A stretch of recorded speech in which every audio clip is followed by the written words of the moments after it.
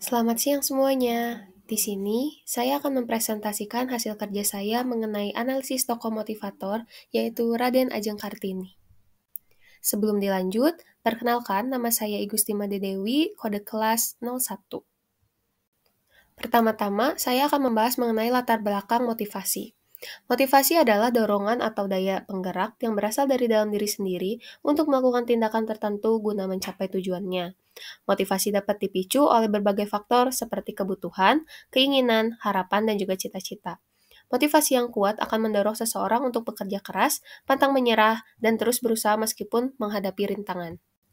Menurut Abraham Maslow tahun 1943, motivasi adalah dorongan yang berasal dari dalam diri individu untuk melakukan suatu tindakan yang didasari atas kebutuhan yang belum terpenuhi.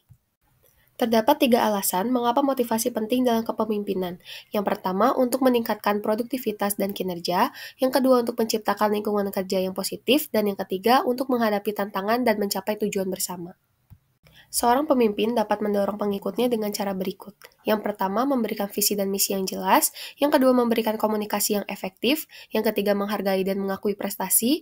Yang keempat, memberikan peluang pengembangan. Dan yang kelima, menciptakan budaya yang mendukung. Baik, selanjutnya kita akan masuk pada biodata tokoh motivator Raden Ajeng Kartini. Raden Ajeng Kartini memiliki nama lengkap Raden Ajeng Kartini Joyodiningrat dengan gelar Raden Ajeng atau RA pada awal namanya. Beliau lahir pada tanggal 21 April 1879 di Jepara, Jawa Tengah. Dan juga beliau wafat pada tanggal 17 September 1904.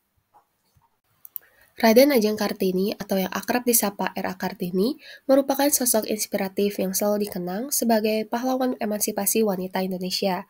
Beliau adalah pejuang wanita di Indonesia yang memperjuangkan emansipasi wanita di Indonesia.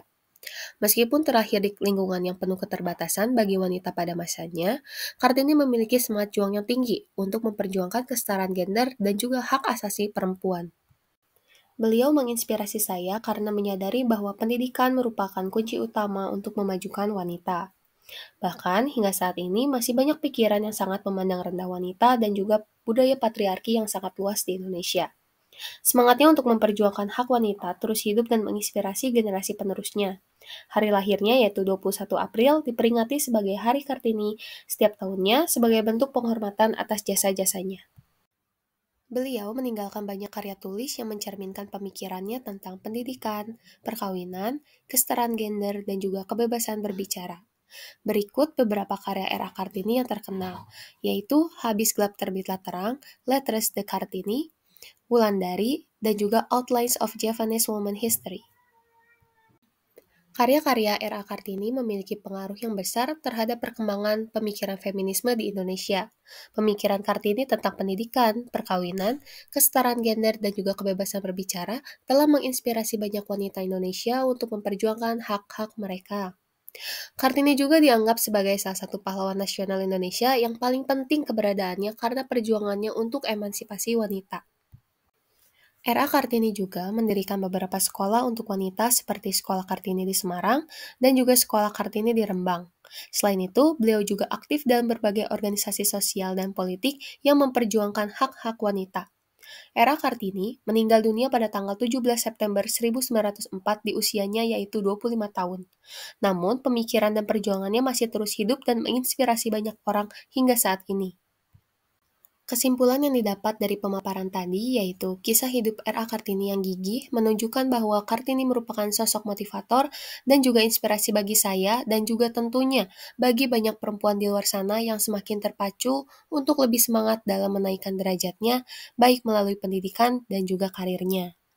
R.A. Kartini mengajari saya bahwa sebagai perempuan kita harus berani untuk melawan ketidakadilan, pantang menyerah dalam memperjuangkan mimpi setinggi-tingginya, dan juga selalu berusaha untuk memberikan kontribusi yang positif bagi masyarakat.